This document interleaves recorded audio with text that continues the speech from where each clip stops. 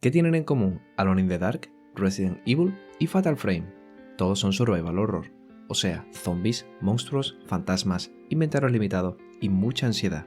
Eso sí, hasta que llegamos a una zona segura, donde todo saldrá bien. Existen muchas formas de crear el terror que caracteriza esta saga, pero hoy vamos a centrarnos en una mecánica concreta, las cámaras fijas. Este tipo de cámara, además de los juegos que ya os he comentado, también se utiliza en los interiores del primer Silent Hill. Vamos a requerir explicar cómo funciona este sistema de cámara, y para testearlo, vamos a hacer un prototipo de la entrada de la mansión Spencer. ¡Vamos allá!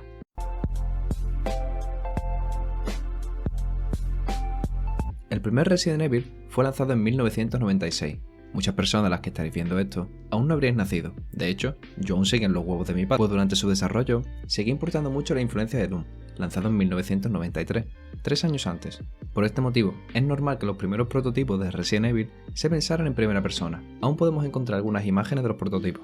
El objetivo era crear una experiencia de terror usando las técnicas de movimiento por el escenario que tenía Doom, pero a causa de las limitaciones técnicas de la PlayStation 1 no se consiguió un prototipo de la calidad que esperaban. Por este motivo, decidieron mirar otros juegos, como Sweet Home o Alone in the Dark, de los que tomaron ciertas referencias, como las puertas para cambiar de habitación o el sistema de cámara fija, con escenarios pre-renderizados, que serían escenarios montados previamente en un programa de modelado a los que ya se les ha impreso en las texturas, además de los materiales, luces y sombras, para que no tengan que ser calculadas durante el juego. ¿Por qué funcionó tan bien el sistema de cámara fija? Esto fue por varios factores combinados. Primero, los ángulos de cámara muy bien definidos para crear planos incómodos. Además, estos planos dejan siempre parte de la estancia fuera de plano, creando desconocimiento ante lo que no podemos encontrar, y además una sensación de peligro. Por otro lado, la mayoría de los juegos de esta época tienen un sistema de controles complicado, lo que hace que cuando pasamos entre varias cámaras pudiéramos desorientarnos. Pero ¿cómo se puede crear este sistema de cámara fija? He estado analizando la mecánica y vamos a ir de menos a más entendiendo cómo funciona y en paralelo vamos a ir recreándola en Unreal Engine. Supongamos que tenemos una habitación en la que vamos a colocar dos cámaras. Estas cámaras serán actores que estarán en nuestro nivel y que van a activarse usando cajas de colisión. Ahora, si nuestro personaje entra en juego, este podrá moverse por los distintos activadores de cámara, pero si nos fijamos, existirá un momento en el que estaremos en una zona intermedia, donde estarían cargadas las dos cámaras. Esto puede dar lugar a errores. Así que vamos a usar un actor en el que vamos a traer una lista de variables en el que vamos a ir cargando las cámaras que se pueden activar y desde ese actor vamos a seleccionar qué cámara vamos a usar. Para entender cómo vamos a seleccionar la cámara activa, vamos a explicar rápidamente un nuevo concepto, los arrays. Estos son igual que una variable de cualquier tipo anterior de los que ya conocemos, pero en vez de guardar un único dato, guardaréis una lista de datos. Es muy importante saber que el orden de los datos empieza por 0. Lo que vamos a hacer ahora es, cada vez que colisionemos con un activador, vamos a añadir un nuevo elemento al final de la lista, y cada vez que salgamos del activador, vamos a borrar ese elemento de la lista. Para esto, vamos a usar los nodos add para añadir un elemento, y delete para recorrer la lista y eliminar el elemento que indiquemos. Si volvemos a nuestro ejemplo, vamos a ver cómo elegir la cámara del jugador. Hemos visto que vamos a crear un controlador en el que vamos a tener la lista de cámaras que pueden ser activadas. En este controlador, vamos a comprobar en cada frame si la lista tiene algún valor o está vacía. Y en el caso de que tenga algún valor, vamos a seleccionar que el primer elemento, o sea el 0, sea la cámara de nuestro personaje. ¿Por qué mostramos siempre el primero? Vamos a imaginar un cambio de cámara dentro de nuestro ejemplo. Nuestro personaje se encuentra dentro del primer activador, por lo que solo esa cámara estaría dentro del array, pero si nuestro personaje se acerca a otro activador, se cargará como el segundo elemento de esa cámara, pero al ser el segundo valor, no se activaría hasta que abandonemos el primero, y por lo tanto se elimine de la lista, convirtiéndose así en la nueva cámara del jugador. Para empezar a ver todo esto dentro de Unreal, vamos a crear un nuevo proyecto de tercera persona al que voy a llamar cámaras fijas. Lo abrimos como siempre y vamos a borrar todos los elementos del escenario, salvo el suelo y las paredes, para tener espacio. Ahora vamos a empezar a programar nuestro sistema de cámaras. Para esto, vamos a crear el controlador, donde vamos a crear la lista. Nos vamos a ir al botón Add y seleccionaremos un blueprint de tipo actor, al que vamos a llamar controlador cámaras. Una vez lo abrimos, vamos a crear una variable a la que vamos a llamar cámaras cargadas. Y el tipo de la variable va a ser una cámara, así que buscamos camera actor. Ahora, para definir que la variable en vez de tener un dato va a ser de tipo lista, esto lo vamos a hacer en el panel de la derecha, y al lado del tipo vemos que si hacemos clic veremos varios tipos de datos. Seleccionaremos el array, compilamos y guardamos. Ya tenemos creada esa lista de variables, y desde este actor vamos a definir la cámara de nuestro personaje, así que vamos a conectarlo. Para esto, vamos a volver a la ventana principal y vamos a buscar el blueprint de nuestro personaje. Lo abrimos y vamos a crear una variable a la que también voy a llamar controlador de cámaras, pero el tipo de la variable va a ser el actor que hemos creado antes. Buscaremos controlador de cámaras y lo seleccionamos. En este ejemplo, nuestro personaje no se encuentra en la escena hasta el momento en el que iniciemos la aplicación. Por esto, vamos a seleccionar la variable de otra forma. Vamos a volver a nuestro controlador de cámara y vamos a buscar el Begin Play. Desde aquí, vamos a llamar al personaje usando los nodos getPlayerCharacter y cast. Ahora, vamos a llamar a esa variable desde la salida del cast, y en el pin que tendremos que indicar el valor, vamos a escribir self para crear una referencia a nosotros mismos. Compilamos y guardamos. Lo siguiente que vamos a hacer es crear un actor que será el activador de las cámaras. Para esto, vamos a volver a la ventana principal y vamos a hacer clic en Add para crear un nuevo blueprint de tipo actor, al que vamos a llamar activador de cámara. Lo abrimos y vamos a ir a la pestaña de componentes. Aquí vamos a crear un componente de box y para poder verlo durante las pruebas vamos a buscar Hidden in Game y lo vamos a desmarcar. Lo siguiente que vamos a hacer es llamar a los eventos de Begin Overlap para el inicio y End Overlap para el final de la colisión. Ya tenemos preparado nuestro activador, pero nos faltaría conectar la cámara, así que vamos a usar la comunicación directa y vamos a crear una variable a la que vamos a llamar cámara enlazada y vamos a decir que el tipo de la variable sea un camera actor. Y para poder seleccionarlo desde el nivel, vamos a hacer clic en el ojo de la derecha. Ya que tenemos la cámara, vamos a programar los eventos de colisión. Para esto tenemos que acceder al actor que controla las cámaras. Como lo hemos conectado antes con el personaje, vamos a llamarlo desde ahí. Para esto, vamos a usar el nodo cast para llamar a nuestro personaje, y desde el pin de salida, vamos a llamar al controlador de la cámara. Bien, ya tenemos el controlador. Ahora, dentro de este actor, vamos a llamar a la lista de cámaras cargadas, y vamos a duplicar esto para el evento de fin de colisión. Para cargar una cámara en la lista, vamos a llamar en el inicio de la colisión al nodo Add y en el otro evento el nodo Remove. Para terminar aquí, vamos a decidir qué cámara vamos a cargar o qué cámara vamos a descargar, así que arrastramos nuestra variable hasta el fin de la entrada, tanto en uno como en el otro. Finalmente, vamos a volver al controlador de la cámara para definir qué cámara va a ser la que se va a mostrar al jugador. Buscaremos el evento tick para comprobar las cámaras en cada frame. Luego vamos a arrastrar nuestra lista de cámaras y vamos a comprobar si está vacía o no, para evitar errores. Para esto, vamos a llamar al nodo isEmpty. Vemos que nos dará un valor booleano, así que vamos a usar un nodo branch, para que solo se dispare el código si el array tiene valores. Lo siguiente que vamos a hacer es obtener el primer término de la lista en cada frame. Para esto, vamos a seleccionar el pin de salida y vamos a llamar al nodo get, donde vamos a decir que para tomar la primera cámara indicamos el valor 0. Ahora vamos a crear una nueva variable que será la cámara activa. Así que desde el pin de la salida de get seleccionamos Promote a Variable y escribimos su nombre. Ahora, para cambiar el punto de vista del jugador, vamos a usar el nodo getViewTargetWithBlend, al que vamos a conectar la cámara activa y además llamaremos al controlador del personaje. Ya tendríamos el cambio de cámaras programado. Vamos a montar una pequeña escena y lo probamos. Para esto, vamos a ir a la ventana principal y vamos a arrastrar dos activadores a nuestro nivel. Y vamos a cambiarles el tamaño para tener un cambio de cámaras. Importante, la forma más correcta de cambiar el tamaño de una caja es hacer clic en ella y modificar el tamaño de la caja desde los parámetros.